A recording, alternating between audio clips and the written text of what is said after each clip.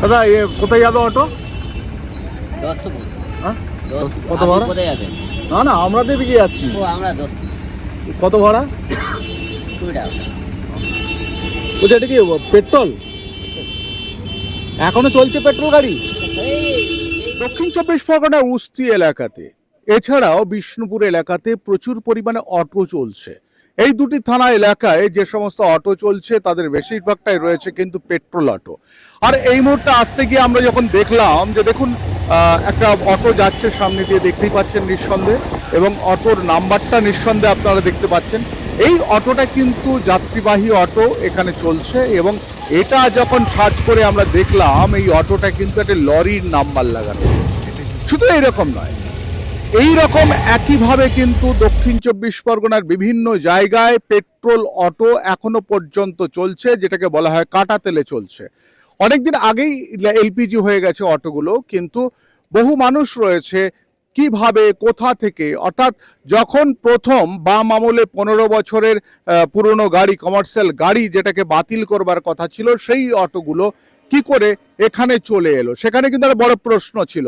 কারণ সেই সময় কোম্পানিগুলো অটো ফেরত দিলে, পুরনো অটো ফেরত দিলে, 15 বছর যেগুলো হয়ে গেছে সেই অটো ফেরত দিলে তার জন্য একটা টাকা বাদ দিত।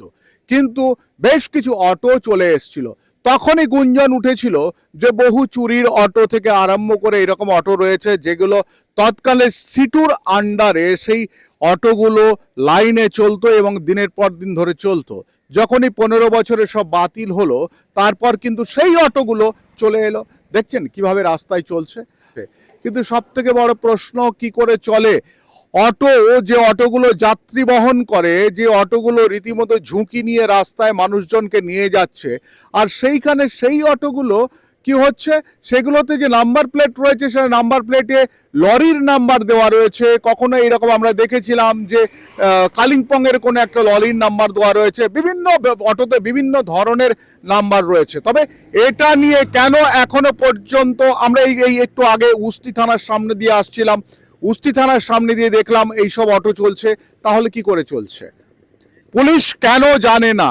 আমরা সাংবাদিকরা যদি রাস্তায় হাঁটাচলা করতে গিয়ে আমাদের কাছে সন্দেহ হয়, আমরা জানতে পারি সমস্ত কিছু, কেন এখনো পর্যন্ত পুলিশ জানতে পারে না যে এই অটোগুলো সব জাল অটো, ভুয়ো অটো নাম্বার লাগিয়ে চলছে?